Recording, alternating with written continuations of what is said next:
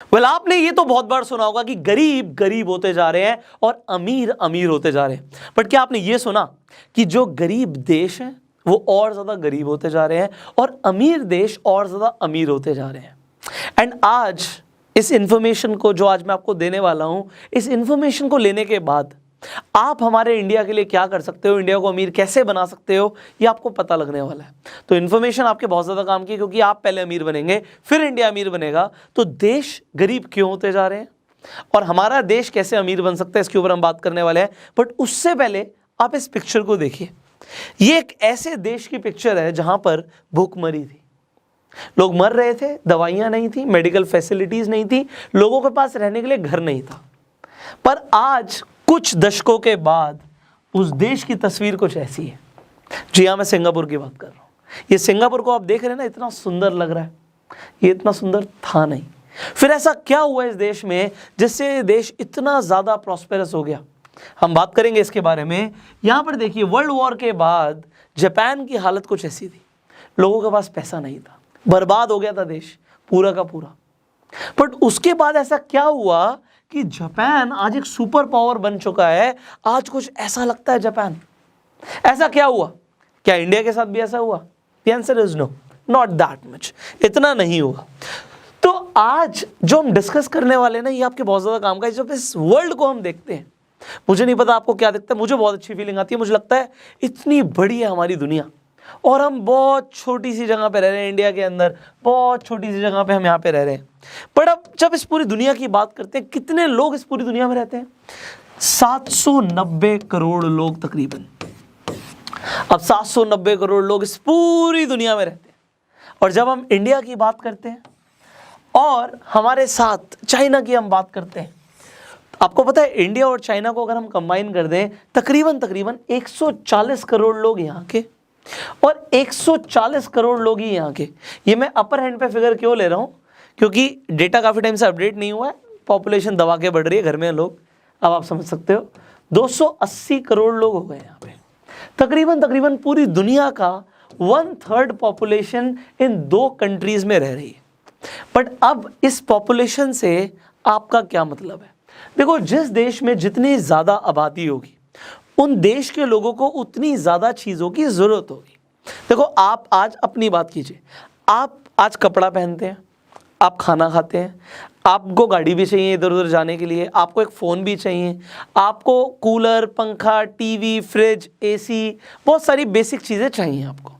आज आपको चाहिए कि आपके कल जो बच्चे होंगे उन्हें भी चाहिए होंगी। द आंसर इज यस, उन्हें भी चाहिए होंगी। तो क्योंकि लोगों को सामान चाहिए होता है, यहां से बात शुरू होती है इकोनॉमी की, क्योंकि सामान फ्री में नहीं मिलता, सामान को बनाया जाता है, बेचा जाता है। तो अब 790 करोड़ लोगों को सामान चाहिए। यहाँ पे इंडिया के और चाइना के 280 करोड़ लोगों को भी सामान चाहिए। और जब ये सामान बनाने की बात आती है, प्रोडक्ट्स एंड सर्विसेज की बात आती है, तो यहां से शुरू होता है जीडीपी, ग्रॉस डोमेस्टिक प्रोडक्ट। एक कंट्री का जो टोटल गुड्स और सर्विसेज प्रोड्यूस हो रहे हैं उसे हम जीडीपी बोलते हैं। बट पूरी दुनिया की जीडीपी कितनी है? 80 trillion dollars, 80 trillion. But India का क्या उसमें कंट्रीब्यूशन है, इसे भी हम समझेंगे। बट उससे पहले देख लेते हैं इस जीडीपी में सबसे ज्यादा कंट्रीब्यूट कौन कर रहा है। Number 1 you see USA, United States of America. America का जो जीडीपी है 21.43 ट्रिलियन है, जो कि पूरे वर्ल्ड की जीडीपी का हो गया 27%। मतलब पूरे वर्ल्ड में जितने भी गुड्स और सर्विसेज बन रहे हैं उसमें से 27% कंट्रीब्यूट कर रहा है यूएस। अब दूसरे नंबर पे चाइना नहीं है, दूसरे नंबर पे यूरोप है, बट मैंने फिर भी लिखा हुआ है चाइना, क्योंकि यूरोप में बहुत सारी कंट्रीज आ जाती हैं।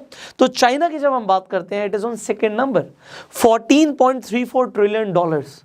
कितना बड़ा कंट्रीब्यूटर हो गया? 18% का कंट्रीब्यूटर हो गया इस पूरे वर्ल्ड की जीडीपी में।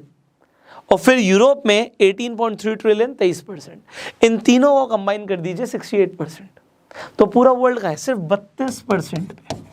और पूरे वर्ल्ड की पॉपुलेशन, यू अंडरस्टैंड, पूरे वर्ल्ड का आप क्षेत्रफल देखिए, उसके बाद आप देखिए कि जीडीपी में कंट्रीब्यूट कौन से देश कर रहे हैं। मेजरली ये 3, US, China and Europe. But हमारा इंडिया कहां पर आता है? बहुत पीछे।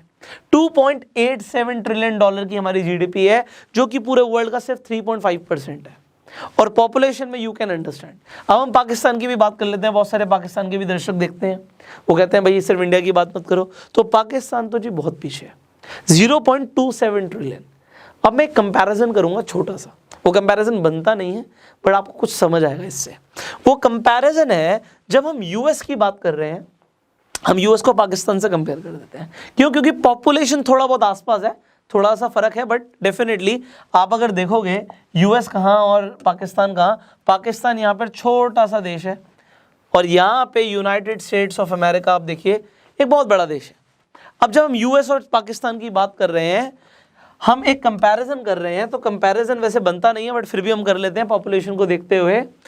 यूएस की इकॉनमी है $21.43 ट्रिलियन और हमारे पाकिस्तान की इकॉनमी है 0.27 ट्रिलियन। कहीं से कहीं तक स्टैंड नहीं करती। क्यों नहीं करती? क्योंकि यूएस जो है, यूएस इतना बड़ा क्यों है, इतना अमीर क्यों है, इतनी बड़ी उसकी जीडीपी क्यों है? ये सवाल आपके मन में आने चाहिए, क्योंकि अगर नहीं आएंगे तो आप इंडिया को ऊपर नहीं लेके जा पाओगे। अगर आप पाकिस्तान से हो तो पाकिस्तान को ऊपर नहीं लेके जा पाओगे, आप बांग्लादेश से हो तो बांग्लादेश को कभी ऊपर नहीं लेके जा पाओगे, आप नेपाल से हो तो नेपाल को कभी ऊपर लेके जा नहीं पाओगे। ये मैं क्यों बोल रहा हूं, इसे समझिए। यूएस के पास ऐसा क्या है, वो इतना अमीर क्यों है, ये बहुत बड़ा सवाल है। सबसे पहले आप ये देखिए, जो आज आप मोबाइल फोन यूज कर रहे हो, क्या वो इंडिया का है, क्या वो पाकिस्तान का है, क्या वो बांग्लादेश का है, क्या वो नेपाल का है? The answer is no. अगर आप एप्पल का फोन यूज कर रहे हो तो एप्पल यूएस का है और बाकी सारे जो आप और ब्रांड्स देखते हो वो चाइना के। अब यूएस के पास एप्पल है, यूएस के पास गूगल है, यूएस के पास माइक्रोसॉफ्ट है, यूएस के पास टेस्ला है, यूएस के पास जनरल मोटर्स है, यूएस के पास फोर्ड है, और मेरे पास जगह नहीं है लिखने की वरना मैं लिखते ही चला जाऊंगा। तो यूएस के पास वो कंपनीज हैं जो वर्ल्ड पावर है, उनके प्रोडक्ट्स हर देश में बिक रहे हैं, हर कोई उनका प्रोडक्ट खरीदना चाहता है और पैसे दे रहा है मनचाहे। और ये जब पैसा कंपनीज के पास आता है तो कंपनियां टैक्स देती हैं, और जब कंपनियां टैक्स देती हैं तो वो कंट्री बहुत पावरफुल बनती है। और दूसरी चीज, जो भी वो प्रोड्यूस कर रही है वो उस कंट्री की जीडीपी में काउंट करता है। तो ये सारी कंपनीज कंट्रीब्यूट कर रही है जीडीपी में। बट पाकिस्तान की आप पॉपुलर 5 कंपनियों का नाम बताइए मुझे। आप पाकिस्तान के अंदर होंगे तो आप बता पाएंगे, इंडिया वाले तो जानते ही नहीं है। वी डू नॉट नो, क्योंकि हम जानते ही नहीं है तो ये कंट्रियां कभी आगे बढ़ेंगी भी नहीं। अब मुझे नेपाल की 5 पॉपुलर कंपनीज का नाम बताइए, बड़ी कंपनियों का नाम। You do not no. India के आप जानते हैं, रिलायंस है, टाटा है, आप जानते होंगे। तो इसीलिए इंडिया थोड़ा बहुत जीडीपी में कंट्रीब्यूट कर भी रहा है। बट हम जब छोटी कंट्रीज की बात करते हैं, दे आर नोवेयर। बांग्लादेश की बताइए, we do not know. Bangladesh के लोग ही जानते हैं, बाहर के लोग नहीं जानते। क्यों नहीं जानते? क्योंकि वो कंपनीज बढ़िया नहीं कर रही। हम गवर्नमेंट को बहुत तेजी से ब्लेम कर देते हैं, सब गवर्नमेंट की वजह से, सब गवर्नमेंट की वजह से। आपको पता है इंडिया के अंदर जब से लॉकडाउन हुआ, चाइना से लोगों का भरोसा उठ गया, भाई कोरोना वायरस तुमने फैलाया है, गंदे लोग हो तुम। इंडियन गवर्नमेंट ने बाजी मारने के लिए इनकम टैक्स स्लैब्स को कम कर दिया। अगर आप मैन्युफैक्चरिंग के अंदर हैं तो 16% का टैक्स स्लैब कर दिया कि बाहर की कंट्रीज इंडिया में आए। ओवरऑल प्राइवेट लिमिटेड कंपनीज के लिए 25% का टैक्स स्लैब कर दिया, जो कि पहले 30% था।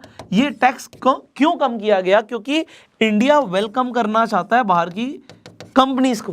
बट जब बाहर की कंपनीज इंडिया में आएंगी, चलो रोजगार देंगी, सेटअप करेंगी, थोड़ा बहुत टाइम के लिए वो बढ़िया है, बट वो कंपनी जो है वो बाहर की है, वो बाहर की कंपनी है। अगर आप एप्पल को बुला रहे हो, आप गूगल को बुला रहे हो, ठीक है, आपके पास फॉरेन डायरेक्ट इन्वेस्टमेंट एफडीआई आएगा, बट ये थोड़े टाइम के लिए ही है।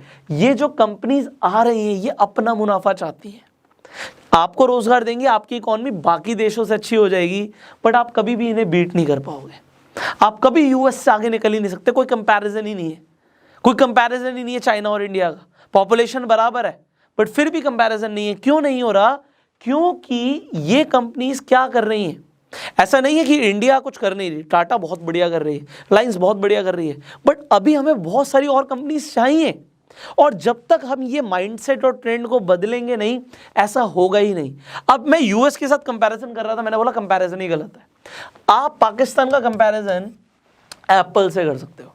एप्पल का ईयरली टर्नओवर $230 बिलियन का है, $230 बिलियन, जो कि पाकिस्तान की जीडीपी के ऑलमोस्ट बराबर है। यहाँ पे 270 बिलियन डॉलर है, वो 230 बिलियन डॉलर है। अकेला एप्पल पाकिस्तान के बराबर हो गया। तो सोचो यूएस क्या कर रहा है। और ये कंपनीज अपने आप को आगे बढ़ाना चाहती हैं, पीछे लेकर जाना चाहती हैं, टर्नओवर बढ़ाना चाहती हैं या कम करना चाहती हैं, अपनी वैल्यूएशन बढ़ाना चाहती है, कम करना चाहती है। ये तो मैं एप्पल की बात कर रहा हूँ। गूगल को खड़ा कर दिया तो भाई ये पूरी की पूरी कंट्रीज बिक जाएंगी। यहाँ पे आप देखो, यहाँ पे 1% का कंट्रीब्यूशन है एप्पल का यूएस की पूरी जीडीपी में तकरीबन। बट जब हम बात करते हैं जर्मनी के अंदर, वोक्सवैगन ग्रुप इतना बड़ा ग्रुप है कि वोक्सवैगन का जो ईयरली टर्नओवर है 0.25 ट्रिलियन डॉलर का है, और जो पूरी जर्मनी की इकॉनमी है 3.3 ट्रिलियन है। अब मैं आपको ये बता रहा हूं कि 8% का कंट्रीब्यूशन सिर्फ एक कंपनी का आ रहा है। इतना बड़ा कंट्रीब्यूशन रिलायंस या टाटा का भी इंडिया के अंदर नहीं है। मतलब इतनी बड़ी अभी इंडिया के अंदर भी कोई कंपनी नहीं कि इंडिया की पूरी जीडीपी के इतने % वो कंट्रीब्यूट कर रही हो। तो वी नीड मोर एंटरप्रेन्योर्स, हमें और ऐसे एंटरप्रेन्योर्स चाहिए। मैं आपको एग्जांपल देता हूं। आपने साउथ कोरिया का नाम सुना होगा, आप सर्च करके देखना कि ये बहुत ज्यादा गरीब देश था, अब नहीं है। बहुत गरीब देश था जब तक यहां पे सैमसंग, एलजी, ह्यूंडई ऐसी कंपनियों ने अपना बिजनेस स्टैब्लिश नहीं किया। और ये जो कंपनीज हैं सिर्फ उस देश से नहीं कमा रही, ये कंपनीज पूरे वर्ल्ड से कमा रही है। अगर आपके घर में सैमसंग का fridge, TV, mobile, AC, computer कुछ भी है, तो पैसा जो है, जो टैक्स है, वो साउथ कोरिया के पास जा रहा है और साउथ कोरिया अमीर बन रहा है। और ये मैं आपको बता रहा हूं, ये सारी कंपनीज को जो मैं मिला रहा हूं, तकरीबन 30 से 40% जो इनकी जीडीपी का कंट्रीब्यूशन है साउथ कोरिया का, ये 3 कंपनियां कर रही हैं भाई, ये 3 कंपनियां। और आप अगर सिर्फ सैमसंग का ये इलेक्ट्रॉनिक समझ रहे हो तो मैं बता देता हूं, सैमसंग की अपनी इंश्योरेंस कंपनी भी है। सैमसंग शुरू कहां से हुआ था? मछली बेचने से। कहां पहुंच गया? फोन बनाने पे। तो ऐसा देखो, मैंने आपको पहले वीडियोस में भी बताया था, हम एक बिजनेस से शुरू करते हैं, उसके बाद हम बहुत सारे और बिजनेस में भी आ जाते हैं। आज सैमसंग शिप्स भी बनाता है, पानी के जहाज भी बनाता है, आज वो बड़े बड़े मोटर पार्ट्स भी बनाता है, सैमसंग बनाता है। आप उसे सिर्फ उतना ही जानते हो जितना आपके देश के अंदर प्रोडक्ट आ रहा है उसका, but they are big companies, they are big giants, और ये कंट्री को ऊपर लेकर जाते हैं। एक कंट्री को नेता ऊपर कभी नहीं लेके जाते, सिर्फ बिजनेसमैन ऊपर लेकर जाते हैं। और एक कंट्री के ऊपर जो सबसे बड़ा बोझ होता है ना, वो होता है उस कंट्री के वो लोग जो सिर्फ और सिर्फ जॉब मांग रहे हैं। जब तक आप गवर्नमेंट से जॉब मांगते रहोगे, ये गवर्नमेंट परेशान होकर आपके वोट्स मांगने के चक्कर में ये बाहर की कंपनीज को बुलाएंगी जरूर और बोलेंगे हमारे लोगों को आके नौकरी दे दो। बट वो कंपनीज जब इंडिया के अंदर आएंगी, वो अपना प्रोडक्ट बनाएंगी और हम ही इंडियंस को उन प्रोडक्ट्स को बेचकर चली जाएंगी। तो यहाँ पे जो जॉब के नाम पे काम हो रहा है ना, वो अल्टीमेटली इनकी सबकी सैलरी किसी और इंडियन की पॉकेट से ही निकल रही है। ये कंपनियां कुछ नहीं दे रही, ये प्रॉफिट लेके अपने देश में जा रही हैं। तो आप इस प्रोसेस को थोड़ा सा बदल दो, आप बदल सकते हो। मैं आपको बता रहा हूं, यू कैन डू एवरीथिंग। मैंने बोला सैमसंग की शुरुआत हुई थी मछली बेचने से, मछलियां बेचती थी वो, चाइना के अंदर सप्लाई होती थी मछलियां। अब यहां से किसी कंपनी की शुरुआत हो सकती है, तो यहां पे इंडिया में कुछ भी हो सकता है। आप शुरुआत तो करो, just have that entrepreneurial mindset. What you can do, you can establish your own company in India. Start करो उसे, ठीक है, इंडिया के अंदर उसे बड़ा बनाओ और फिर उसे ग्लोबल लेकर जाओ।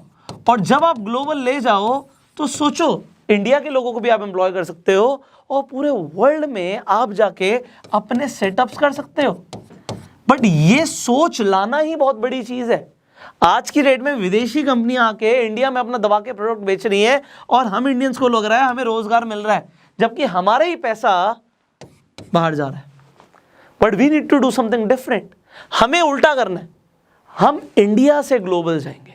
हमें ग्लोबल से इंडिया में बहुत प्रोडक्ट बेचे जा रहे हैं और हम खरीदते जा रहे हैं। अब आप बोलोगे सर क्या आप नहीं खरीदते? बिकॉज हमारे पास चॉइस नहीं है अभी।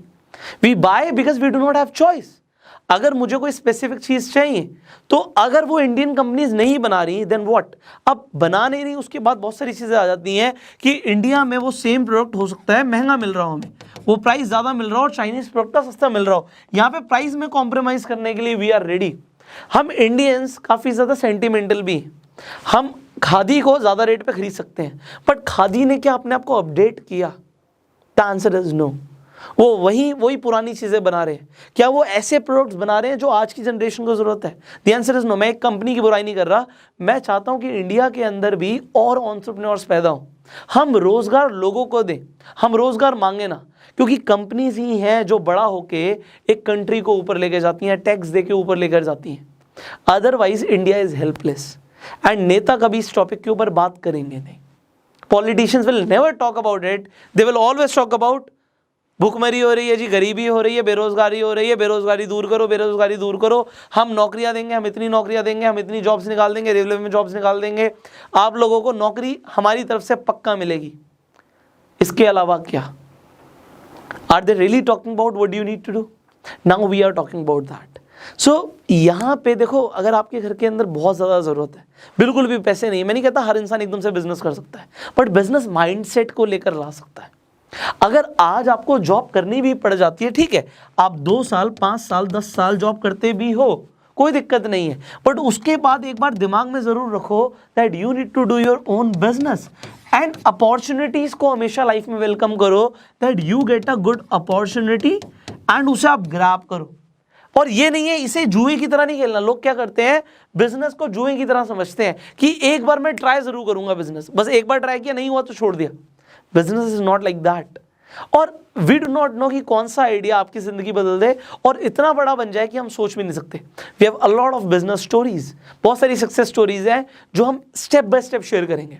अब आप अपना बिजनेस कैसे कर सकते हो, कैसे रजिस्टर कर सकते हो, कैसे आपको शुरुआत करनी है, अभी बहुत कुछ सीखना बाकी है इसी फाइनेंशियल एजुकेशन सीरीज में। So I hope you are learning a lot from Go Self Made University. तो इस वीडियो को शेयर जरूर कीजिए जिससे और भी लोग फायदा ले पाए, समझ पाए कि हम इंडिया को अमीर कैसे बना सकते हैं। इसके साथ साथ मुझे पता आप लोग घर पे हैं, आप इंटरनेट से अगर पैसा कमाना सीखना चाहते हैं तो आप फास्ट ट्रैक मिलियनेयर कोर्स के बारे में भी जानकारी ले सकते हैं इस नंबर पे कॉल करके। तो अभी के अभी आप कॉल कीजिए इस नंबर पे, इस कोर्स के बारे में जानकारी लीजिए जिससे आपको पता लगे कि आप घर पे बैठे बैठे ऑनलाइन पैसा कैसे कमा सकते हो, अपना बिजनेस कैसे बिल्ड कर सकते हो।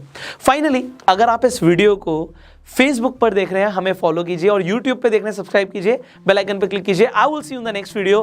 Till that time, you go Self made.